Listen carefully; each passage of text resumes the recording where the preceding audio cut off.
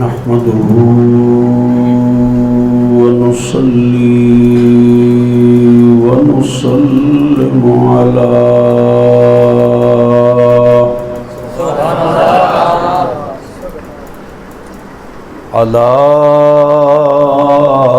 رسوله الكريم.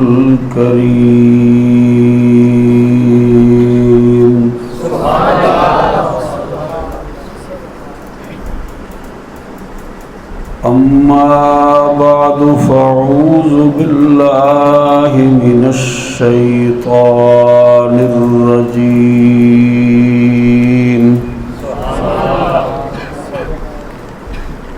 بسم الله الرحمن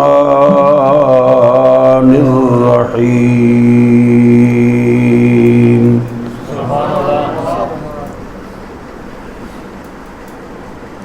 وفي ذلكم بلاء من ربكم عظيم.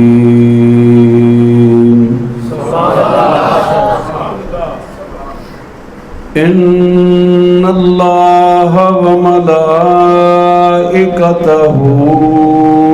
يصلون على النبي يا أيها الذين آمنوا صلوا عليه وسلموا تسليما.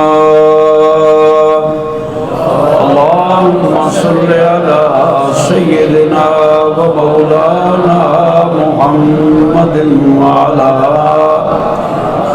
آل سيدنا ومولانا محمد وبارك وسلم وصل عليه. الصلاة والسلام عليك يا رسول الله وعلى آلك وأصحابك يا حبيب الله. صلاة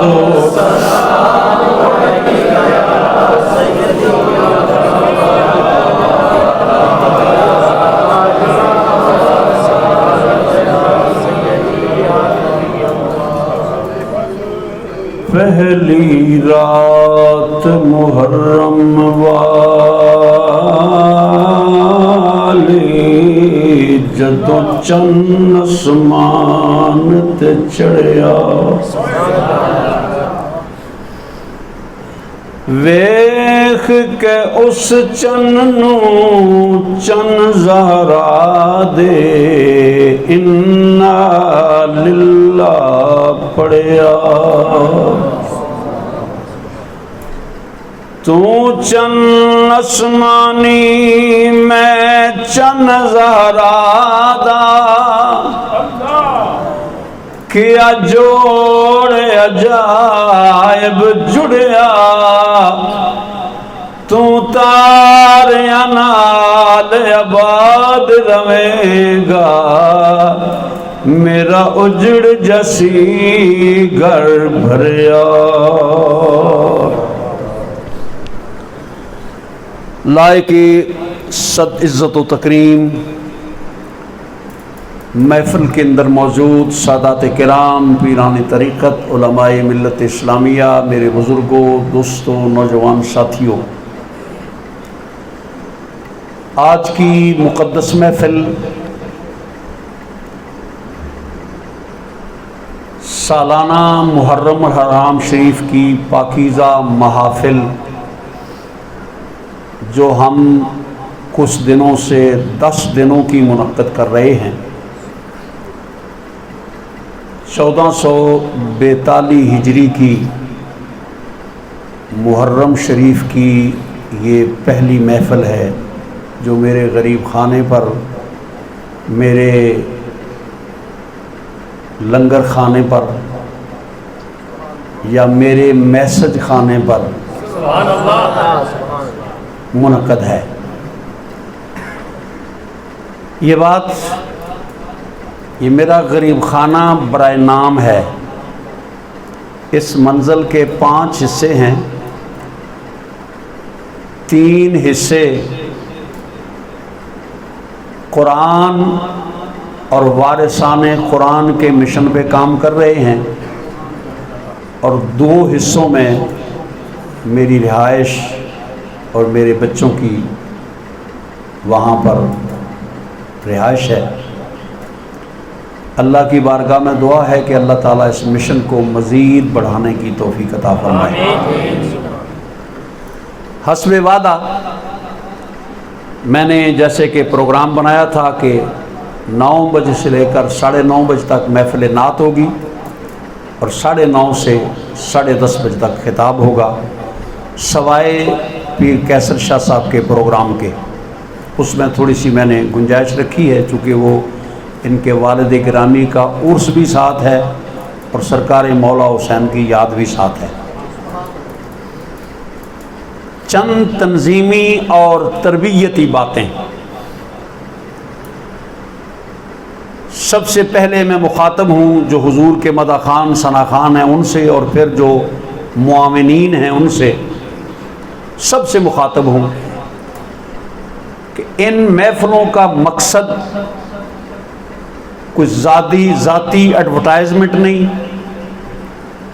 کوئی منفعت حاصل کرنا نہیں، کوئی منافع حاصل کرنا نہیں، بلکہ سوئی ہوئی قوم جو غم حسین کو بھول چکی ہے اسے یہ سبق یاد دلانا ہے کہ یہ وہ سبق ہے جو کملی والا کربلا سے 50 سال پہلے خود کر کے گیا ہے۔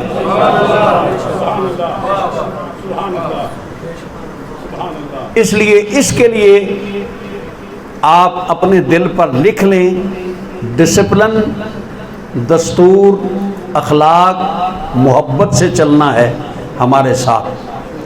جو حضرات محفل میں حصہ ڈالنا چاہتے ہیں وہ اس بات پر ناراضگی نہ کریں کہ یہ میرے حصے کا جو ٹائم تھا یہ بدل گیا ہے۔ 1 محرم سے لے کر 9 محرم تک روزانہ کی رات کی محفلیں آپ نے تقسیم کر لی ہیں نا۔ 10 محرم کو جو خرچہ ہوتا ہے وہ اوسطاً 50,000 روپے سے زیادہ ہوتا ہے۔ تو اگر آپ اس پر ناراضگی کا اظہار کریں گے کہ مجھے یہ محفل نہیں ملی، مجھے یہ نہیں ملی، تو وہ 10ویں محرم والا جو خرچہ ہے وہ فرشتے آ کے کریں گے، وہ بھی تو آپ نہیں۔ اگر آپ نہیں کریں گے تو پھر مجھے اپنے پلے سے کرنا پڑے گا۔ اس لیے کوئی بھی ساتھی اگر کسی کو کسی موقع پر کہا جاتا ہے تو آپ یہ سمجھیں کہ آپ کو تبدیل کرنے میں کوئی مقصد ہے، کوئی مدعا ہے۔ انشاءاللہ جو آپ رہ جائیں گے ان کو ہم 10 محرم میں شامل کر لیں گے۔ یہ ضروری تو نہیں کہ یہ نام لکھا جائے گا جی کہ یہ محفل فلاں بندے کی ہے، تو ایسا کیوں نہ ہو کہ بندے کا نام نہ لکھا جائے، 10ویں محرم والے دن سب کا حصہ حسین کی بارگاہ میں پیش ہو۔ اس لیے سب سے پہلی بات کہ جو پروگرام بنایا جائے اس میں پریشان نہ ہوں، ناراض نہ ہوں، مقصد کو سمجھیں، پہلی بات یہ ہے۔ دوسری، وقت کی پابندی اس لیے ہے، دیکھ لیں آپ، ہم نے وقت کی پابندی کی ہے نا شاہ جی 2 سال، تو دیکھ لیں یہ پہلے دن کی محفل ہے، سبحان اللہ۔ انشاءاللہ کل کی محفل اس سے اچھی ہوگی، اس کے بعد کی محفل اس سے اچھی ہوگی۔ وجہ یہ کہ ہم وقت جو ہے وہ ضائع نہیں کرتے۔ دل کرتا ہے، میرا بھی مثال کے طور پر میرا اپنا پوتا پڑھ رہا تھا تو ایک کیفیت آ رہی تھی، دل کرتا تھا وہ پڑھتا رہے، لیکن صرف اسی کو تو نہیں دیکھنا ہے، پیچھے جو بیٹھے ہوئے ان کو بھی دیکھنا ہے۔ دوسری بات یہ ہے کہ ہم روزانہ منتخب کر کے ثنا خان رسول جو ہیں ان کو ٹائم دیں گے۔ جن کو آج ٹائم ملا ہے کل شاید ان کو نہ مل سکے، کل جو رہ گئے ہیں ان کو ٹائم دیا جائے گا۔ یہ اسی طرح سارے ٹرن بائی ٹرن جب پورے ہو جائیں گے تو پھر اگلے دنوں میں نئے جو پہلے پڑھ چکے ہیں ان کا ٹرن جو ہے وہ بعد میں شروع ہوگا. اس دوران ہم نے علماء کو بھی کچھ زحمت دینی ہے تاکہ ان سے بھی کچھ استفادہ کر سکیں. ایک بات میں آپ کو کہتا ہوں بطور فخر نہیں، میری 1000 بار توبہ، میں نے اس مضمون پر بڑے بڑے چوٹی کے بندے سنے ہیں. میں قرآن میرے سامنے پڑا ہوا ہے، جس معیار پر میں بات کرتا ہوں آپ میں سے کوئی بندہ اس معیار پر بات مجھے سنائے، میں جوتیوں والی جگہ بیٹھ کر اس کی تقریر سنوں گا، کیونکہ وہ اس مولا کا مشن بیان کر رہا ہے جس کے پیار کے لیے میں نے یہ شمع جلائی ہے. سبحان اللہ، نعرہ تکبیر، نعرہ رسالت، نعرہ حیدری. یہ مذاق کی بات نہیں ہے. بے شک شاہ جی یہ بڑے طارق صاحب تو ہر بندے کو سننے والے ہیں نا.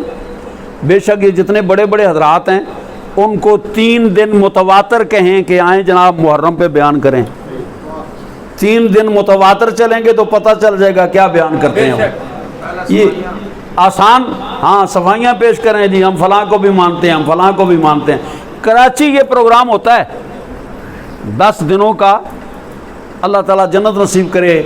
علامہ محمد شفیع اکاڑوی صاحب نے شروع کیا تھا، لیکن آپ کو پتہ ہے انہوں نے کیا ترتیب رکھی تھی؟ پہلے دن توحید، دوسرے دن رسالت، تیسرے دن خلافت، چوتھے دن فضائل صحابہ، 5ویں دن شان اولیاء. آخر 3 دنوں میں جا کر حسین کی باری آتی تھی. توحید کے لیے کوئی اور وقت نہیں ہے، اللہ اکبر. بے شک رسالت کے لیے کوئی اور وقت نہیں ہے، خلافت کے لیے خلافت والوں کا اپنا وقت ہے. جو ان کا وقت ہے ہم اس پر بیان کرتے ہیں، اور کسی مولوی سے کسی اعلیٰ ادنا کے ڈر سے نہیں بیان کرتے، حق سمجھ کے بیان کرتے ہیں. سبحان اللہ. کہ جس طرح یہ نبی کے در والے ہیں اسی طرح نبی کے گھر والے ہیں. بے شک. اس لیے ہمارے مشن کو سمجھیں، ہمارے ساتھ تعاون کریں. ہم یہ عرض کرتے ہیں کہ ہم آپ کو اٹھا کر مولا حسین کی بارگاہ میں پیش کر دیں گے.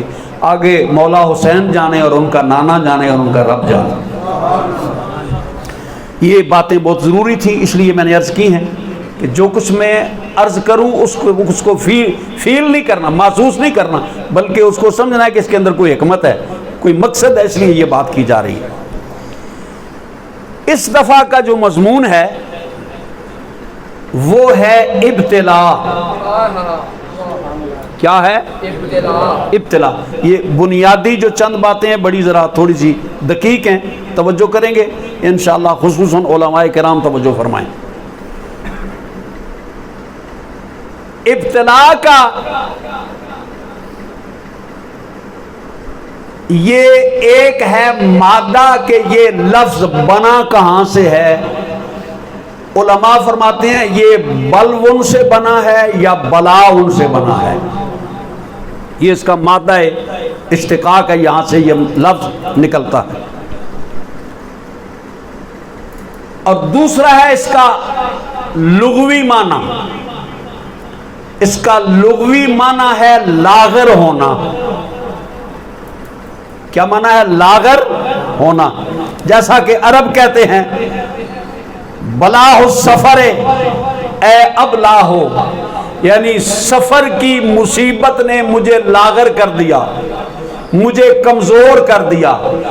اس کا لغوی معنی ہے کمزور ہونا، اور اصطلاحی معنی ہے حقیقت کو کھولنا. حقیقت کو کھولنا.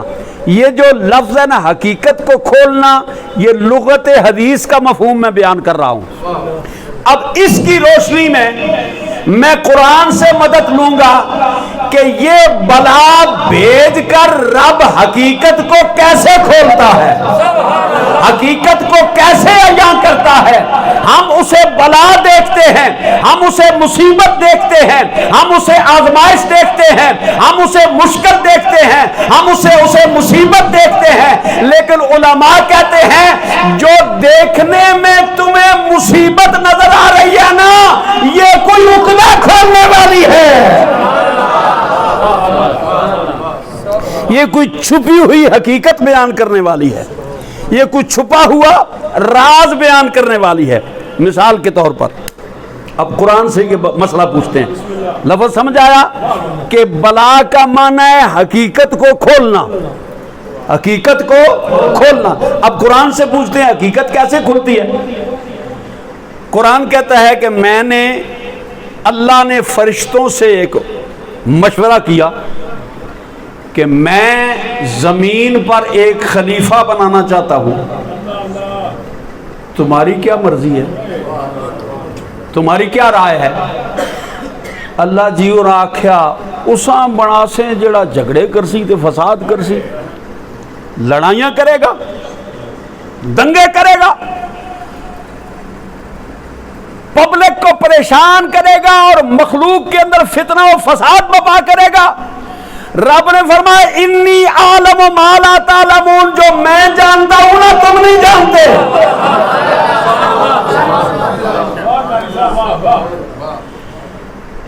اچھا ذرا لطف والی بات سنیں، رب نے مشورہ ضرور کیا کہ مشورہ ضرور کیا لیکن ان کو ویٹو کرنے کی پاور نہیں دی۔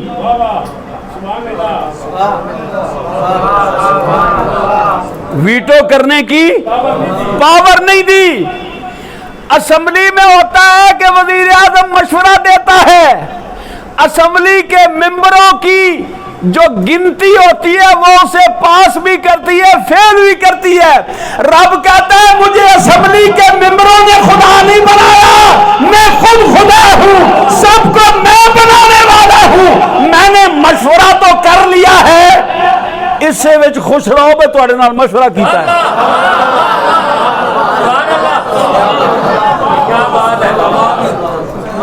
اب مطلب کسی نخرے چاہ جو بھی ایسا ساڑھے نال اللہ مشورہ کرتا ہے تو ہم چما دیگرے نے اس مشورہ کیتا ہے لیکن ویٹو دی پاور نہیں دیتی، میری مرضی میں بڑھاواں نہ بڑھاواں میری مرضی۔ رب نے مشورہ کیا، فرشتوں نے ایبجیکشن کیا، میرے رب نے خلیفہ بنا دیا۔ توجہ کریں گے بات پر، میرے گلے کو نہ دیکھیں، میری عمر کو نہ دیکھیں، اس کو نہ دیکھیں، دیکھیں بات کدھر جا رہی ہے۔ بھائی رب نے کیا مشورہ، فرشتوں نے کیا آبجیکشن، رب نے پھر بھی خلیفہ بنا دیا۔ جب خلیفے کو اکیلا دیکھا تو اس کا جوڑا بھی بنا دیا، اور جوڑا بنانے کے بعد کہا اے میرے آدم اب موجیں کرو، جنت میں پھرو، سیر کرو، لیکن لا تقربا، اس کے قریب نہ جانا، اس کے قریب نہ جانا۔ یہ میرے بیٹے بیٹھے ہوئے ہیں، یہ بڑے ہیں سب سے، میں کہوں بیٹا یہ کام نہیں کرنا تو سوال ہی نہیں پیدا ہوتا کہ یہ کریں۔ قبلہ پیر کیسر شاہ صاحب کہیں، عتیق صاحب کو کہیں یا خبیب صاحب کو کہیں کہ جناب آپ قاری صاحب کے بیٹے ہیں، میں آپ کا احترام کرتا ہوں، لیکن یہ دیکھیں قاری صاحب میرا احترام کرتے ہیں، میں تو آپ کو کہتا ہوں یہ کام نہیں کرنا، یہ نہیں کریں گے۔ یار حیرانگی کی بات ہے، میرا بیٹا میرے کہنے پر یہ کام نہ کرے، میرا بیٹا کیسر شاہ صاحب کے کہنے پر یہ کام نہ کرے، میرا بیٹا طارق صاحب کے کہنے پر یہ کام نہ کرے۔ رب کہہ رہا ہے نہیں جانا، آدم علیہ السلام چلے گئے۔ ابھی بات کھلے گی آگے جا کر۔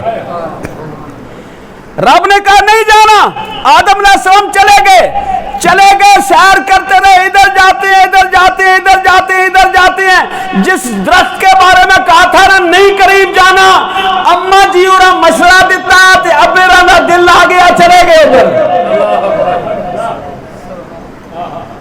جب چلے گئے نا، رب نے فرمایا تمہیں میں نے موج دی تھی، اب موج ختم، امتحان شروع۔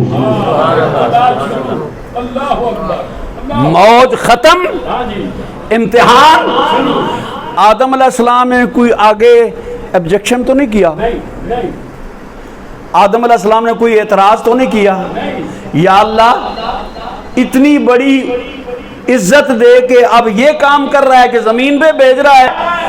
آدم علیہ السلام نے فرمایا پالنے والے اگر تو بنانے کے بعد جنت میں رکھے تو تیری مرضی، جنت سے نکال کر مجھے پہاڑوں میں رونے کے لیے چھوڑ دے تو تیری مرضی، میری بیوی کو جدا کر کے جدے میں رکھ کے اسے بھی رونے کے لیے چھوڑ دے تو تیری مرضی، میں تیرے انعام پہ بھی راضی ہوں، تیرے امتحان پہ بھی راضی ہوں۔ اور شیر پاڑی چھوڑا تاکہ تسی جاگ پو۔ عیش عشرت خوشیاں اندر ہر کوئی یار کہاں دا، اور سنگی سو جو تنگی ویلے اے بڑے پنجال غمان دا۔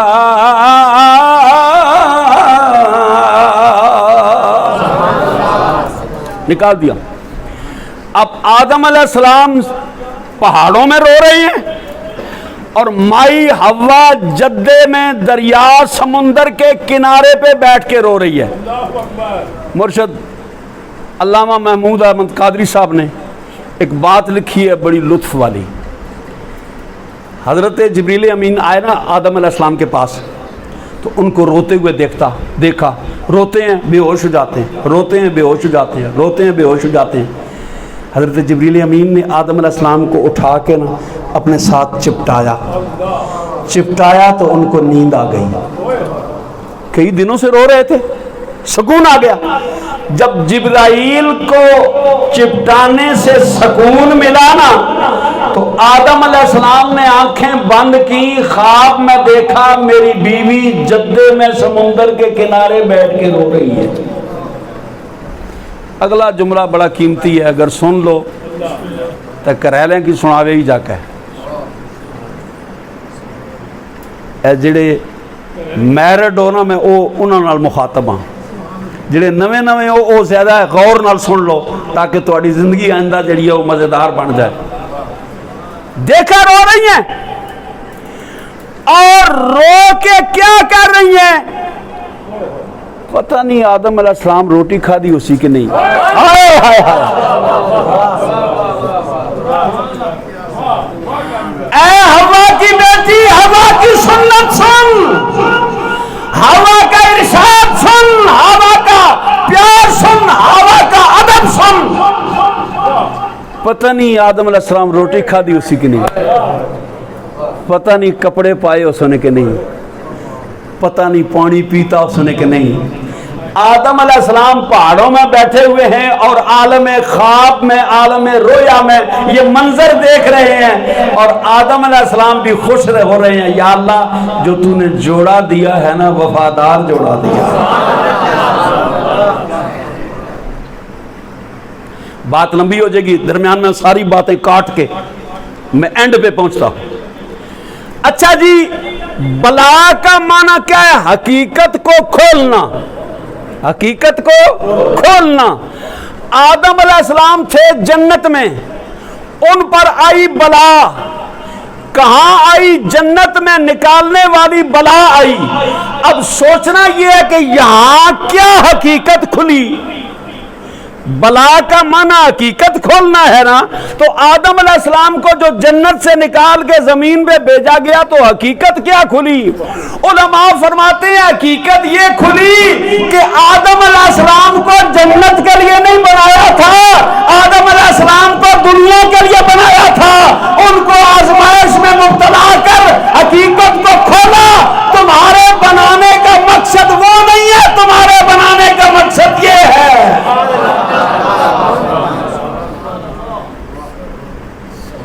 اس لیے فرمایا کہ اس کا معنی ہے حقیقت کو کھولنا۔ اب یہ مضمون تو یہاں ہو گیا ختم، اب میں یہاں سے کسی اور طرف جانے لگا ہوں۔ سوچنے والی بات ہے کہ یہ کربلا امام حسن پہ نہیں آئی، مولا علی پر نہیں آئی، حضرت ابو بکر پر نہیں آئی، حضرت عمر پر نہیں آئی، حضرت عثمان پر نہیں آئی، حضرت مقداد پر نہیں آئی، حضرت سلمان پر نہیں آئی، حضرت بلال پر نہیں آئی، حضرت ابو ذر پر نہیں آئی، ان کو چھوڑو، آدم علیہ السلام پر نہیں آئی، نوح علیہ السلام پر نہیں آئی، یحییٰ علیہ السلام پر نہیں آئی، ابراہیم علیہ السلام پر نہیں آئی، سلیمان علیہ السلام پر نہیں آئی، موسیٰ علیہ السلام پر نہیں آئی، حضرت ابراہیم علیہ السلام پر نہیں آئی، حضرت عیسیٰ علیہ السلام پر نہیں آئی، حضرت آدم سے لے کر آج تک یہ کربلا کسی پر نہیں آئی۔ یہ کیوں آئی؟ اس لیے کہ حسین کربلا میں جا کے ایک حقیقت کھولنا چاہتا تھا۔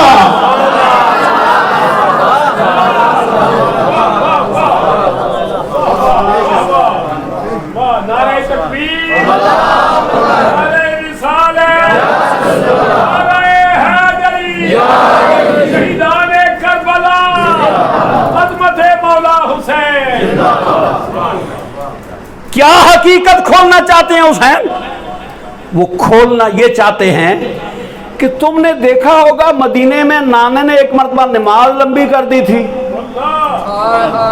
تم نے دیکھا ہوگا نانے نے ایک مرتبہ خطبہ چھوڑ دیا تھا، تم نے دیکھا ہوگا ایک مرتبہ نانے نے مجھے اپنے کندھوں پہ بٹھا لیا تھا، ایک طرف میرے بھائی کو بٹھایا تھا، دوسری طرف بٹھایا تھا مجھے، ہم دونوں مدینے کی طرف چل رہے تھے، ایک زلف میرے ویر نے پکڑی ہوئی تھی، دوسری زلف میں نے پکڑی ہوئی تھی، ہم دونوں چل رہے تھے، اس حسن کہتے نانا ادھر چلو، اور حسن مولا سرکار ادھر مڑ جاتے، حسین کہتے ادھر چلو تو سرکار ادھر مڑ جاتے۔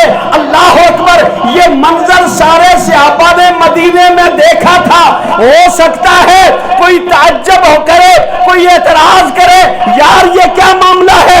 نماز میں حسین ہے، خطبے میں حسین ہے، گلیوں میں حسین ہے، سینے پہ حسین ہے، کندھوں پہ حسین ہے، زلفوں پہ حسین ہے، اس کا راز کیا ہے؟ یہ حقیقت کھولی حسین نے کربلا جا کے۔ یہ اس لیے ناز ہے کہ ایسی نیاز بھی کوئی نہیں دے سکتا۔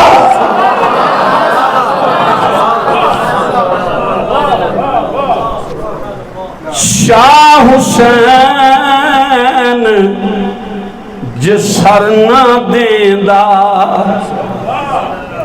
تے ہر جاندی عشق دی بازی،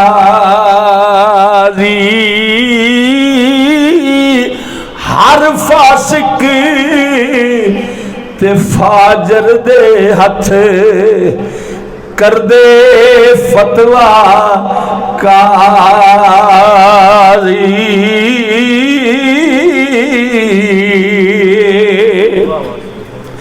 تے حسین جیانا صابر کوئی، تے عباس جیانا غازی، اکبر اصغر دے کے جس نے وہ جت لئی عشق دی بازی۔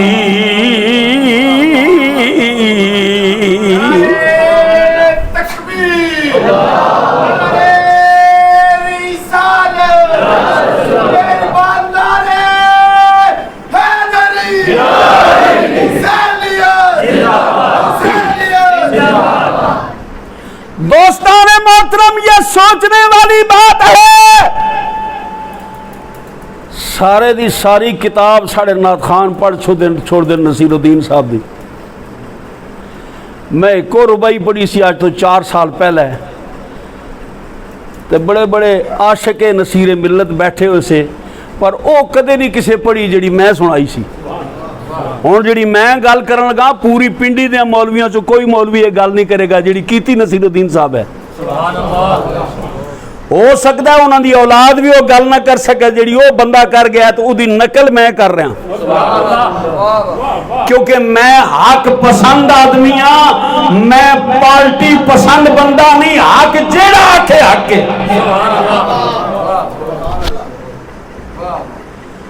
گمگولوی مسجد طارق صاحب جانتے ہیں، برمنگھم کی سب سے، بلکہ یو کے پورے کی سب سے بڑی مسجد، اس میں کانفرنس ہو رہی ہے، پیر عرفان شاہ صاحب اس میں موجود ہیں، پیر علاء الدین صدیقی صاحب اس میں موجود ہیں، مفتی منیب الرحمان صاحب اس میں موجود ہیں، मौलवी गुल रहमान साहब उसमें मौजूद हैं, छोटे मौलवी मौजूद हैं, बड़े मौलवी मौजूद हैं, नात खान मौजूद हैं, पीर मौजूद हैं, शायर मौजूद हैं, दौलत वाले मौजूद हैं, माल वाले मौजूद हैं, इज्जत वाले मौजूद हैं। आखिरी तकरीर उनकी थी, उन्होंने मिंबर पे बैठ के कहा, दसो मौलवियों जेड़ी मुसीबत हुसैन दी आई है, ओ अबू बकर दी आई है, ओ उमर दी आई है, ओ उस्मान दी आई है, ओ अली दी आई है, ओ अबू जर दी आई है, ओ किसी और से अभी दी आई है, ओ मुसीबत किसी और ते नहीं आ सकती क्योंकि ईसाई हुसैन दा सी।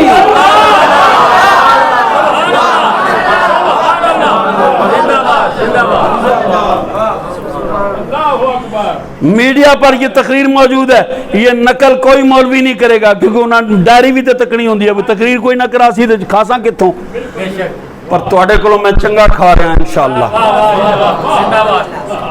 मेरे मालिक दा छड़ा खांदा नहीं है, नाल खिलांदा भी हां। सुभान अल्लाह।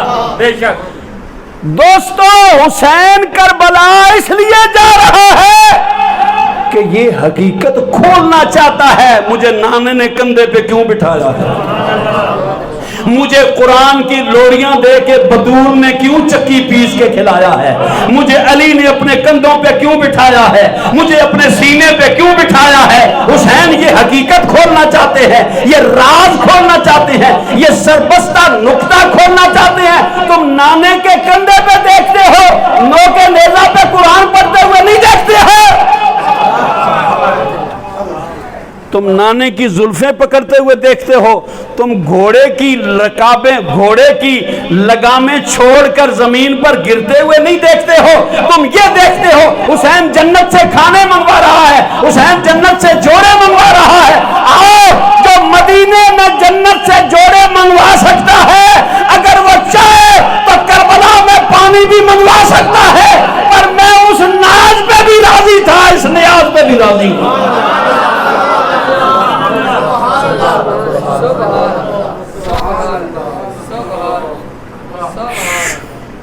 आओ अब चलते हैं उधर जहां इश्क का वुजू होता है, जहां रूह का वुजू होता है, जहां ईमान की नमाज होती है, जहां इस्लाम की नमाज होती है। 61 हिजरी है, 22 रजब को मशहूर रवायत के मुताबिक 20 से लेकर 22 तक की रवायात लिखी हैं उलमा ने कि अमीर शाम हजरत मुआविया का इंतकाल हुआ।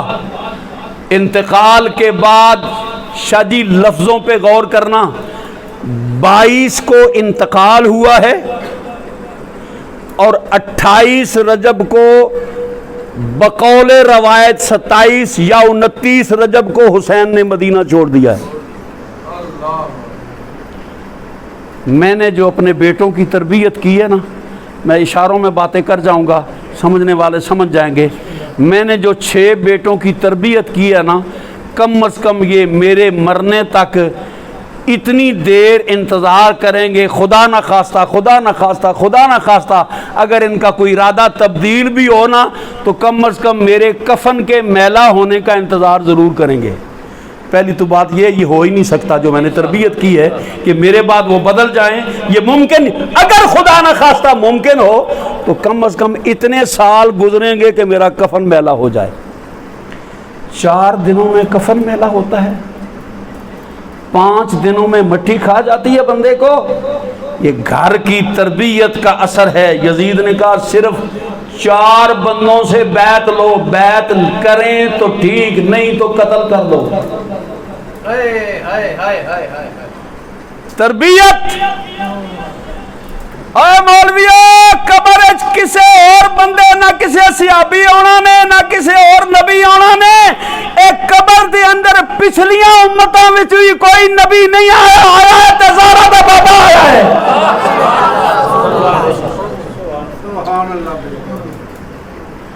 जिसकी हुकूमत आ रही होवे ना, उहदे नाल ताल्लुकात अच्छे बनाईदा है। बेशक जिसकी हुकूमत आ रही हो ना, उसके साथ ताल्लुकात अच्छे बनाते हैं ताकि काम हो सके। اور ایک قبر سے حکومت شروع ہونی ہے میرے نبی کی اور قیامت تک حکومت میرے نبی کی ہے. جنت میں جاؤ گے تو ایک پارٹ میں حکومت زہرا بطول کی ہے, دوسرے پارٹ میں حکومت حسن اور حسین کی ہے. جاؤ گے کدھر ٹر کرنے والوں, تمہیں تو کوئی پوچھے گا نہیں, اس لیے کہ وہاں پر حکومت یا مصطفیٰ کی ہوگی یا مرتضیٰ کی ہوگی یا بطول پاک کی ہوگی یا حسن مجتبیٰ کی ہوگی یا حسین شہید کربلا کی ہوگی.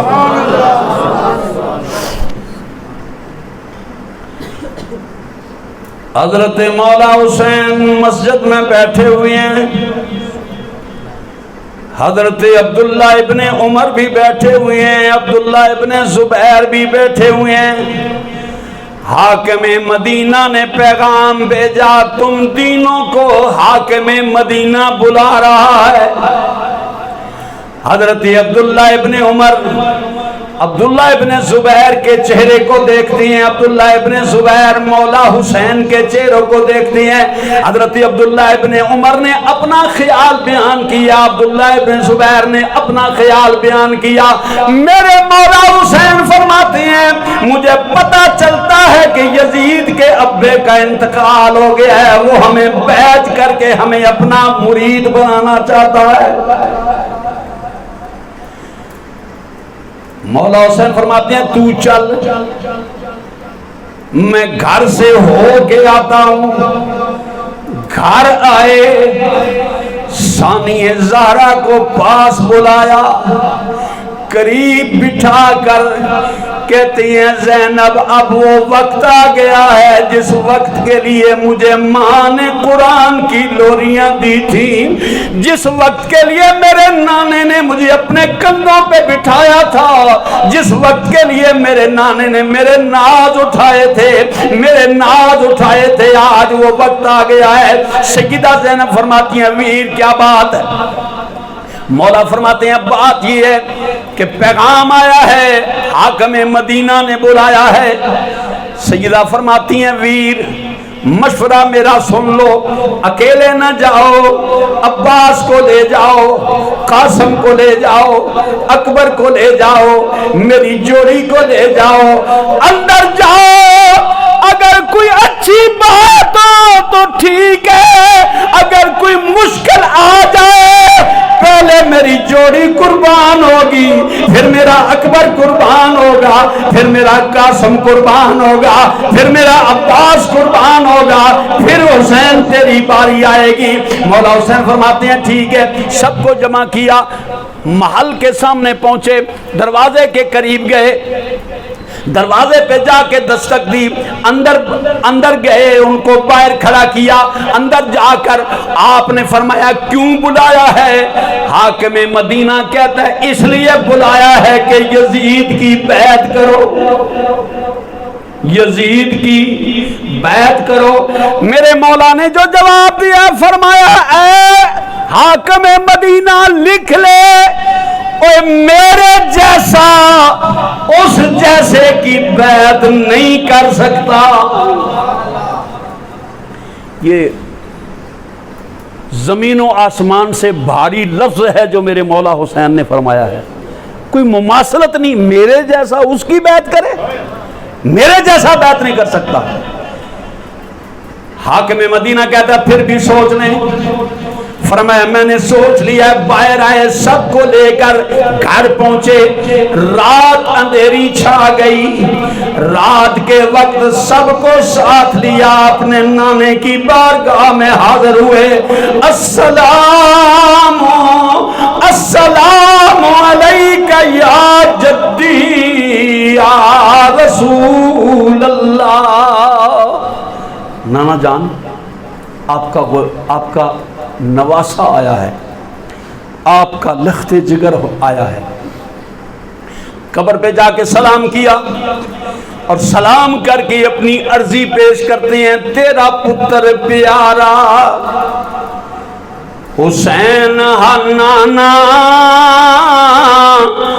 اج آیا کرن سوالے, تیری باغی امت نہیں رہن دیندی, میں کو تیرے شہر وچالے میں تو منگن بیعت بادی دی میرے واسطے کرن محالے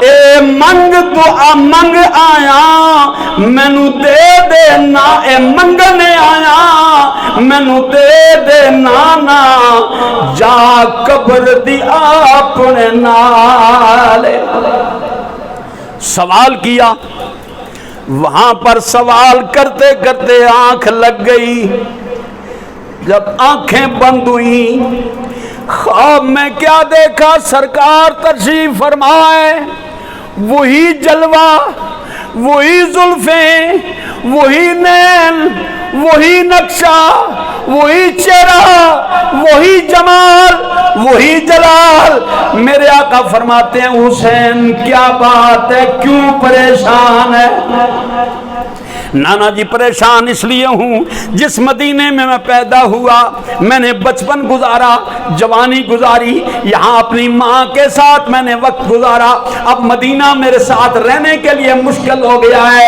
اے نانا جان میں چھوڑ کے جا رہا ہوں میں عرض کرتا ہوں مجھے تھوڑی سی جا دے دیں یہیں پہ مجھے اپنے پاس بلا لیں سرکار فرماتے ہیں پتر حسین اگر تجھے یہیں رکھ لوں تو مدینے کی جدائی کون برداشت کرے گا تجھے یہی رکھ لوں مکے سے بچھڑنا کون برداشت کرے گا تجھے یہی رکھ لوں کربلا میں کون جائے گا 3 دن کا بھوکا کون رہے گا پیاسا کون رہے گا اے بیٹا حسین تجھے یہاں رکھ لوں تو سکینہ کی سسکیاں کون سنے گا اصغر کے گلے میں تیر کون برداشت کرے گا اکبر کو گھوڑے سے گرتے ہوئے کون دیکھے گا عباس کے کٹے ہوئے بازو کون دیکھے گا قاسم کے چہرے رولتے ہوئے کون دیکھے گا اے میرے پتر کربلا کی زمین کو معلّہ کون بنائے گا تو ہی تو جا کے بنائے گا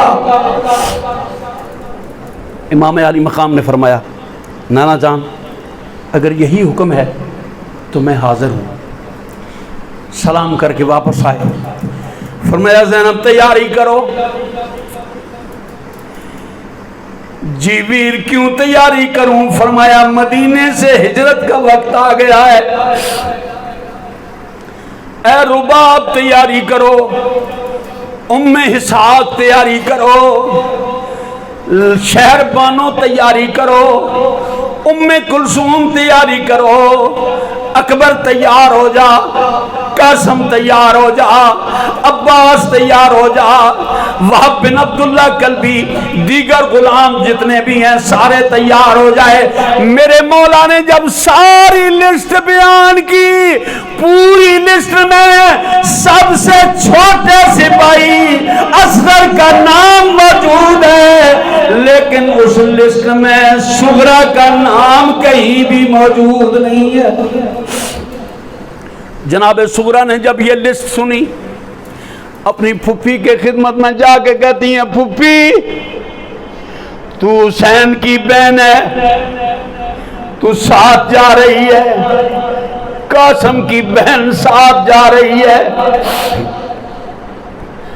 ام کلثوم ساتھ جا رہی ہے سب کی بہنیں جا رہی ہیں بیٹیاں جا رہی ہیں میں کسی کی کچھ نہیں لگتی میرا نام لسٹ میں موجود نہیں ہے سیدہ زینب فرماتی ہیں بیٹی میں ابھی تیرے بابے سے بات کرتی ہوں سیدہ زینب قریب آئی آگے کہتی ہیں ویر کیا وجہ ہے صغرا کا نام کیوں نہیں ہے امام فرماتی ہیں زینب یہ راز کی بات ہے مجھ سے نہ پوچھ میرا جگر پھٹ جائے گا یہ نکتے کی بات ہے آپ نے فرمایا نہیں حضرت قاسم نے عرض کیا نہیں حضرت عباس نے عرض کیا نہیں حضرت امام علی اکبر قریب آئے آکے کہتے ہیں بابا زینب علی کی بیٹی ہے زہرا کی بیٹی ہے آپ کی بہن ہے کیا وجہ ہے کہ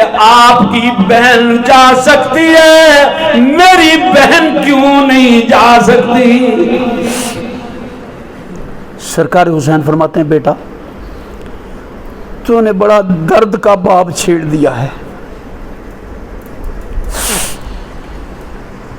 तूने ऐसा बाब छेड़ा है जिसको मैं खोलना नहीं चाहता था। मैंने ज़ैनब के सामने नहीं खोला, मैंने अब्बास के सामने नहीं खोला, मैंने कासिम के सामने नहीं खोला, मैंने शहरबानों के सामने नहीं खोला, मैंने रुबाब के सामने नहीं खोला, मैंने उम्मे इसहाक के सामने नहीं खोला, फिजा के सामने नहीं खोला, किसी के सामने नहीं खोला।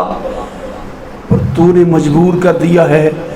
अब मैं ये बाब खोल के तुझे बताना चाहता हूं कि सुगरा क्यों नहीं जा सके। इमाम फरमाते हैं, पुत्र बात ये है कि तेरी शक्ल मेरे नाने से मिलती है, कासम की शक्ल मेरे वीर हसन से मिलती है। औरतों में कोई औरत नहीं है जिसकी शक्ल मेरी माँ से मिलती हो। न ज़ैनब की मिलती है, न शहरबानों की मिलती है, न रुबाब की मिलती है, न उम्मे लैला की मिलती है, किसी की शक्ल नहीं मिलती। ऐ मेरे पुत्र, मेरी सुगरा की शक्ल मेरी माँ ज़हरा से मिलती है। बाबा तो फिर क्या हुआ? ये कौन सी बड़ी बात है? अगर शक्ल मिलती है तो ज़हरा है तो नहीं है ना, आप ले चले उसको। फरमाया, पुत्र मैं इसलिए नहीं लेके जाता, जो मैं देख रहा हूं तू नहीं देखता, जो मेरी नजर देख रही है वो तू नहीं देखता। ए बेटा, जब करबला हो जाएगी मैं शहीद हो जाऊंगा, तू शहीद हो जाएगा, तेरा वीर असद शहीद हो जाएगा, सब शहीद हो जाएंगे। करबला से औरतों को कैदी बनाया जाएगा, ये काफिला कूफे जाएगा, कूफे से शाम जाएगा। 1400-1500 मील का सफर मेरी बहनें भी करेंगी, मेरी बीवियां करेंगी, मेरी बेटियां करेंगी, मेरी बहुएं करेंगी, मेरी खादमाएं करेंगी। पुत्र अकबर, उस काफले में लोग इशारे करेंगे ये ज़ैनब है, लोग इशारे करेंगे ये रुबाब है, लोग इशारे करेंगे ये उम्मे इसहाक है, लोग इशारे करेंगे ये उम्मे लैला है, लोग इशारे करेंगे ये ज़ैनब, ये फिजा है। ए पुत्र, मेरी माँ की शक्ल वाली जब शाम से गुजरेगी, किसी बदबख्त ने इशारा करके कह दिया ये औरत वो है जो ज़हरा की हम शक्ल है।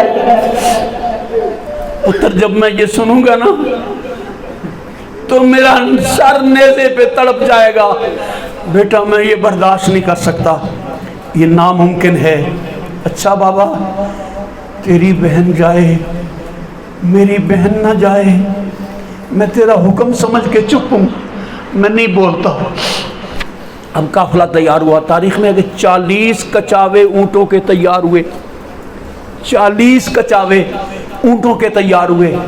जब तैयार हुए ना तो मौला हुसैन बैठे हुए एक साइड पर, एक ऊँट पे सामान लाते हैं, जिसने बैठना होता है उस पर बैठता है, वो ऊँट आगे चला जाता है, फिर दूसरा, तीसरा, चौथा, पांचवा, छठा, सातवां, हत्ता के सारे के सारे 40 के 40 ऊँट गुजर गए ना।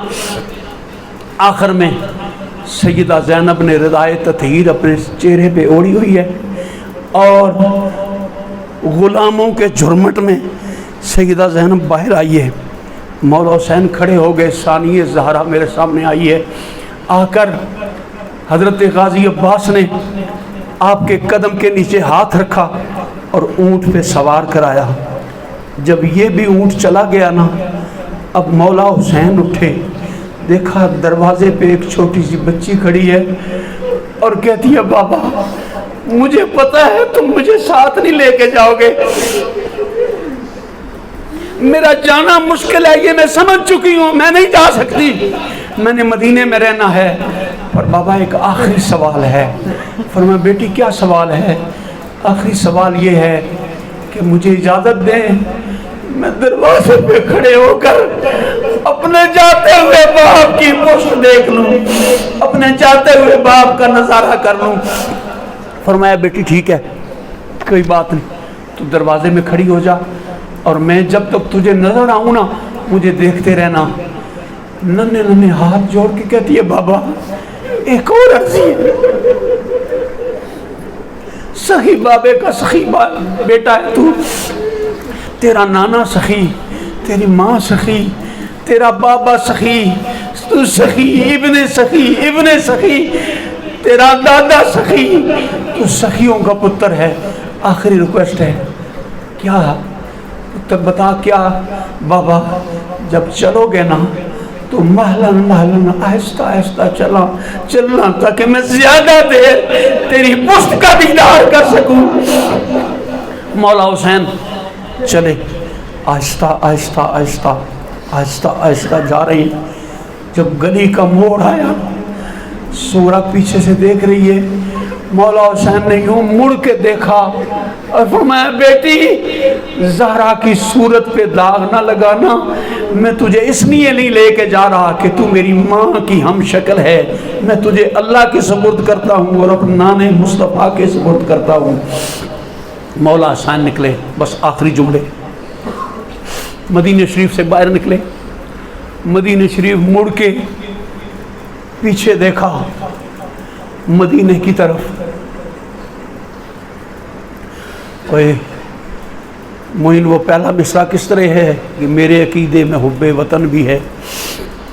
کسی کو یاد ہے یہ مصرع؟ ہجرت کی شب حضور نے آنسو بہائے تھے، ہائے ہجرت کی شب حضور نے آنسو بہائے تھے، سائل میرے عقیدے میں حب وطن بھی ہے۔ اے سیدو مجھے بتاؤ، وہ تمہارا بابا نبیوں کا سردار ہے، اسے مکہ پیارا لگتا ہے جہاں اس نے ماں کا پیار نہیں دیکھا، جہاں اس نے بابے کا پیار نہیں دیکھا۔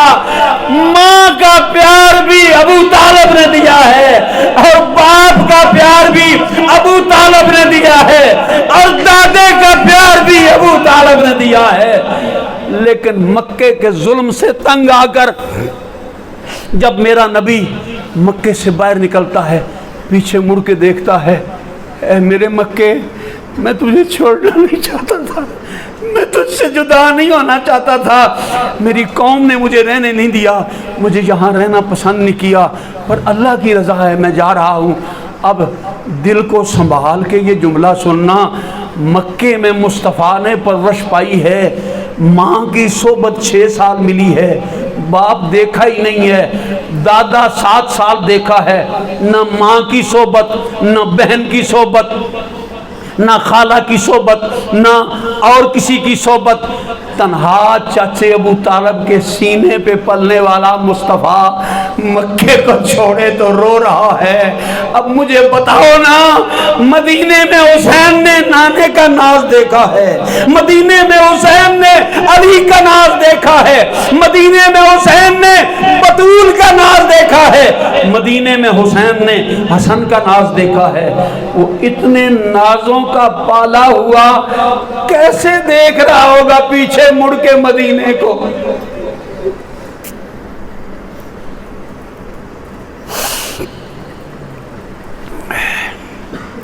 رونے میں نہ شرمایا کرو نہ گھبرایا کرو، کوئی اور بھی اعتراض کرے تو میں جواب دوں گا۔ یہ میرے بیگ میں حدیث پڑی ہوئی ہے کہ سرکار دو عالم علیہ السلام اتنے روئے کہ باہر آواز آ رہی تھی رونے کی۔ کب روئے؟ حسین کی شہادت سے 50 سال پہلے۔ اب تو شہادت ہو چکی ہے، اب تو اونچا رونے میں کوئی ممانعت نہیں ہونی چاہیے، یہ نصیب کی بات ہوتی ہے۔ کئیوں کو مولا حسین کے پیار میں نہیں رونے دیتا، ممتاز قادری کے پیار میں رونے دیتا ہے، یہ اپنے اپنے نصیب کی بات ہے۔ ہم فخر کرتے ہیں کہ ہمیں رب نے حسین کے پیار میں رونا عطا کیا ہے۔ انشاءاللہ کل کی محفل عزیزم حافظ محمد نسیم کے گھر ہوگی. اگر خدا نخواستہ بارش ہو گئی، موسم خراب ہو گیا، تو پھر محفل جامع مسجد صدیق اکبر کے اندر ہوگی. اور پرسوں اتوار والے دن فخر السادات حضور قبلہ پیر سید کیسر عباس شاہ صاحب کے آستانے پر محفل ذکر حسین ہوگی. ان کے والد گرامی کا عرس تھا، انہوں نے عرس کو حالات کے پیش نظر چینج کیا، صرف ختم شریف پڑھا اور اس عرس کو حسین کے عرس میں منتقل کر دیا. واہ بابا قاسم شاہ تیرے نصیب کہ تجھے عرس میں بھی میت ملی ہے تو اپنی جد حسین کی میت ملی. انشاءاللہ اس میں محفل ہوگی اور اس میں فضائل بھی ہوں گے. اسی طرح آگے بالترتیب جو ذکر حسین ہے وہ بھی چلے گا. اللہ تعالیٰ عمل کی توفیق عطا فرمائے.